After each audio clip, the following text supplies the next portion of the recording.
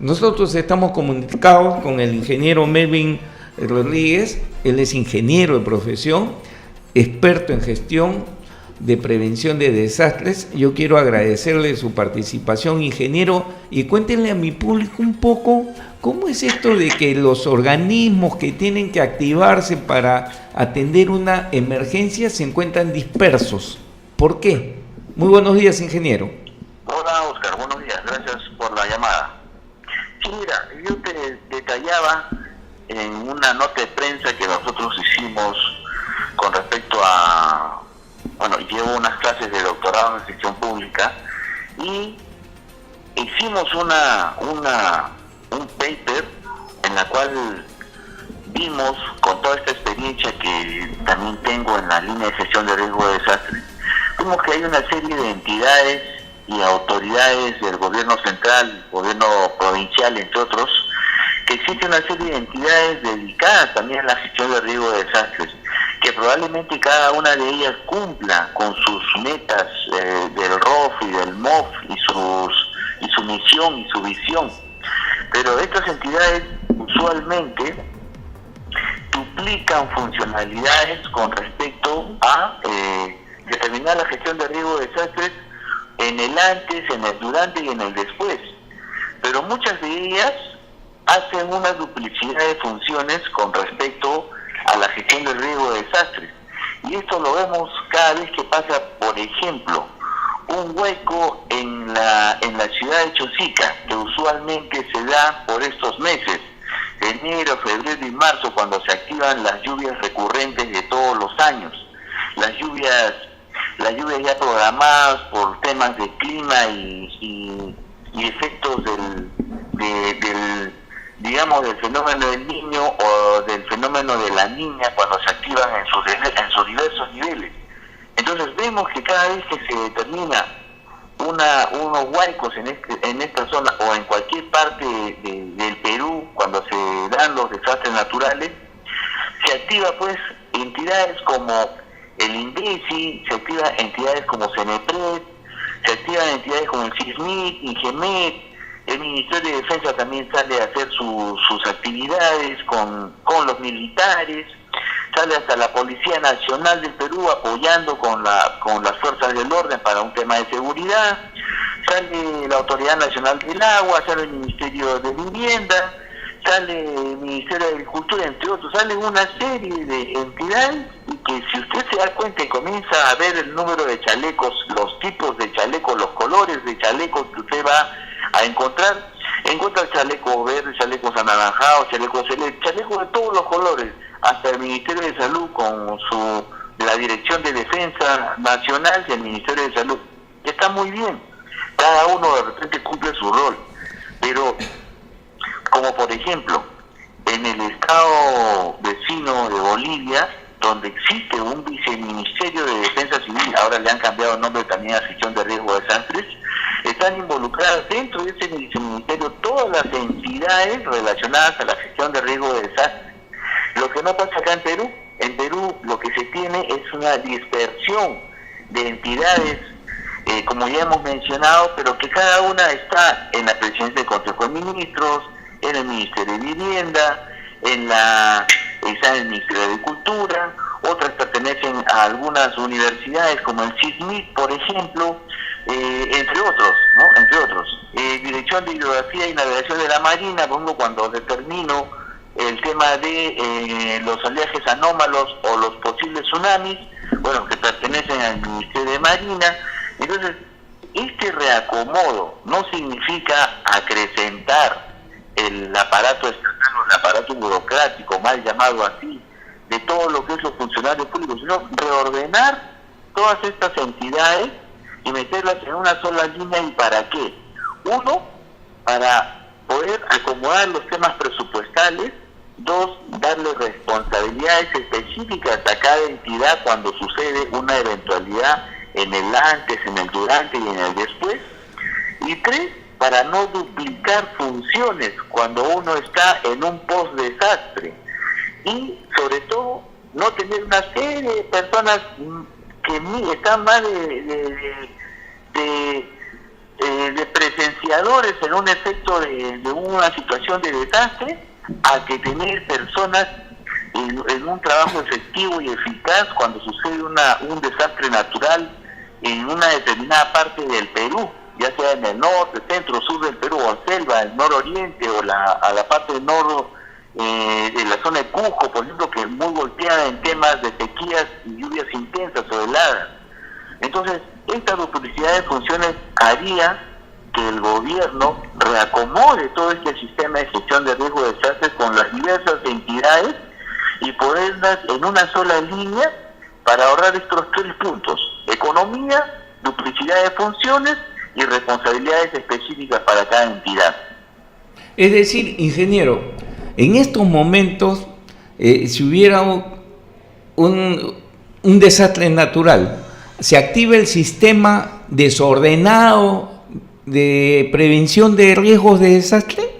Y le digo desordenado porque yo lo escucho, es decir, todos aparecen de diferentes puntos, no hay un orden. Mire, yo estaba en el Ministerio de Vivienda. El Ministerio de Vivienda tiene la Dirección de Defensa Nacional, que me parece muy bien. Y el Ministerio de Vivienda, en su línea, ¿qué es lo que hace? En su línea, el Ministerio de Vivienda dota de viviendas temporales, o ayuda a hacer el tema de la vivienda rural, o reasienta a las personas que están ubicadas en zonas de alto riesgo, o probablemente hace que se crean nuevas ciudades en zonas de bajo riesgo. Pero estas están directamente relacionadas con las actividades que, por ejemplo, el INDECI, con sus proyecciones en el post-desastre, y CENEPRED, que también obviamente ve las situaciones de bajo riesgo para ver a qué personas pueden hacer la aplicación del reasentamiento poblacional. Ahí nada más ya estoy teniendo yo una injerencia de responsabilidades entre 3 instituciones. Ahora, no lo digo yo, usted levante cualquier video en el YouTube, vea usted por ejemplo, el desborde del río Piura, en este fenómeno del Niño costero que sucedió a inicios de año, del año anterior, y usted va a ver chalecos de todos los colores con la intervención y la presencia de todos los ministerios.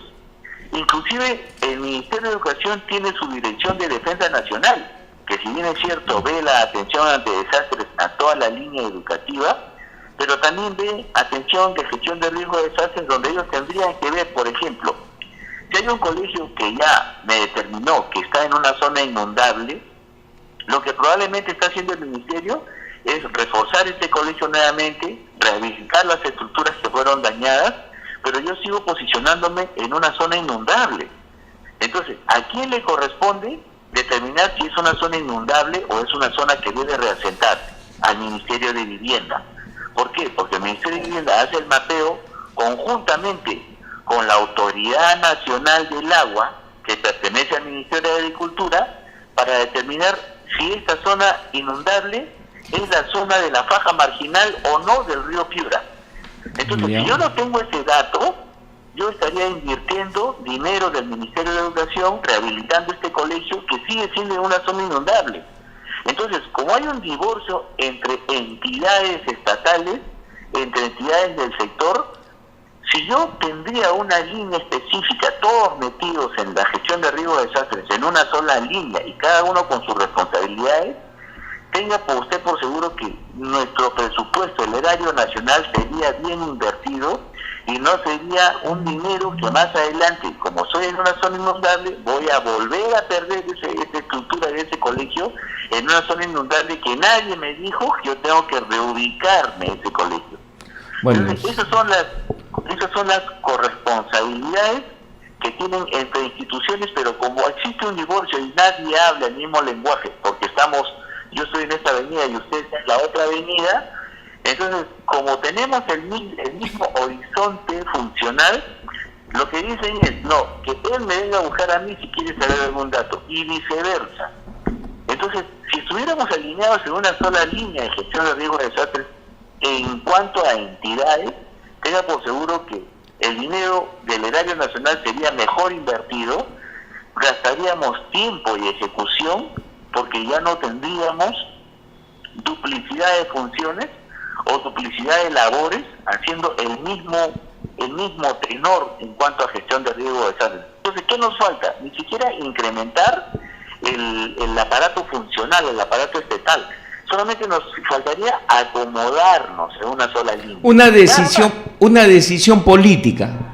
Una decisión que tiene que venir de arriba, donde tiene que considerar como una política de Estado. Nosotros somos un país todos los años golpeados por desastres naturales, todos los años. No hay año que no hayamos tenido un desastre natural en el Perú. Todos los años estamos golpeados.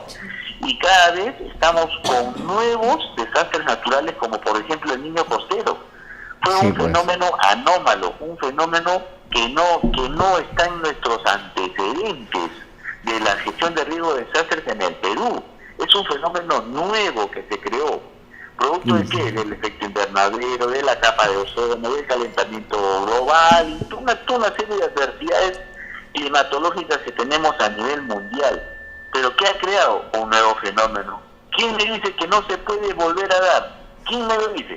Claro. Es exacto, es impredecible. Y es ahí donde... Podemos volver a tenerlo, sí, podemos volver claro, a tenerlo. Es ahí donde debe funcionar la prevención, pero aquí en nuestro país la política de prevención es prácticamente nula. A todos nos gusta actuar después de tremendo este tema. Y después de usted, y aquí no se podría tener una menor implicancia en poder desarrollar esto. ¿Sabe por qué? Si solamente para el Niño Costero se ha determinado emplear 26.000 millones de soles, por favor, con ese dinero también podríamos crear una institución ligada a la gestión de riesgo de desastres. O sea, si hay voluntad, pero siempre la voluntad es después del desastre. Entonces, si es después del desastre, entonces sí podemos hacer algo realmente connotado con respecto a la gestión de riesgo de desastres para el Perú, y sobre todo para las diversas vidas humanas que nosotros tenemos afectándonos a cada momento. Claro.